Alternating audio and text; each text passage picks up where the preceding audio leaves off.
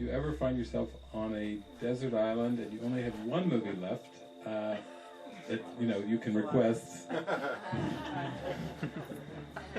It comes floating up on shore. Make sure you watch, for those of you, since we only have so many nights a week, make sure you watch Solaris with George Clooney. And this movie, Solaris is, solar is really light is, which is really a way of saying God is. That's really what the movie's about. And then just give you a brief thing, it's like the law of what, as you sow, so shall you reap, and karma, and what you give is what you get. It's basically, as you get close to this planet Solaris, then all of your thoughts become manifest. So, like on Earth time, everything is kind of slow. Everything keeps coming around again, like the Carly Simon song, but it seems to take a lot of time. And it can seem to take a long time, but these patterns repeat in very slow ways. You get to face these same patterns over and over very slowly. With Solaris, everything speeds up. And so, the George Clooney character, which is interesting, his name is Chris, which is one letter short of Christ, has got to go through his ultimate forgiveness lesson and learn how to forgive the whole cosmos, and he does. And then his wife, who had committed suicide, and he's going to have all these lessons with after she committed suicide, her name is Rhea, which is one letter short of real. So we have Chris and Rhea, Christ and real, coming together. And that's why I always say, if you're on a deserted island and ego's torturing you, and you get your one request, like one phone call, take this movie and use it for your awakening. Another one that I really love, I showed this movie in a lot of places around the world, but I've shown it over in Mallorca when I did these 4-week and 6-week retreats. That's a lot of fun too. If you ever get a chance, do a 6-week retreat with me. There's lots of movies. I won't have to be telling you movies at the end. We'll watch them all. But it was called Frequency.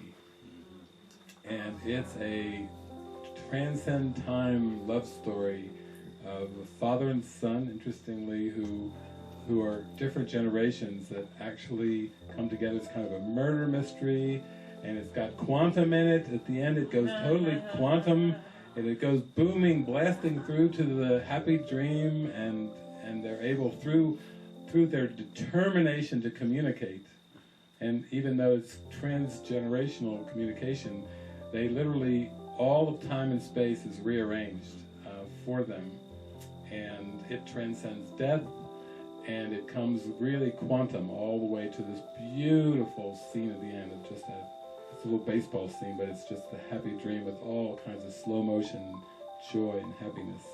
One of the biggest complaints I hear from students and spiritual seekers is they say that the journey, it's so difficult, it's so tumultuous, and it's tedious, and it's time consuming, and this and that, and it's not fun.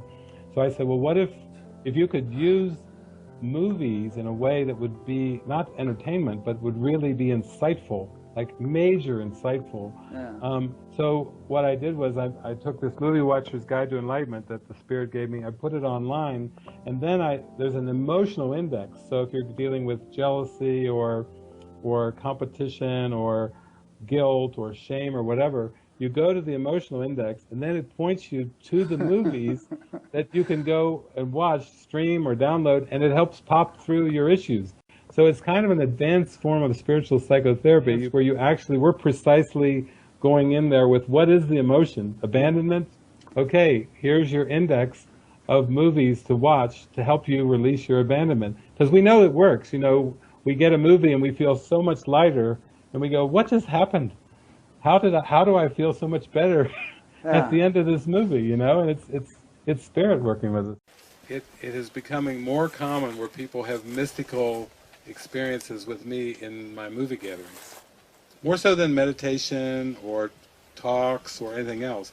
I totally get into the joy and the glee of it when I'm showing a really super, super, super deep metaphysical movie.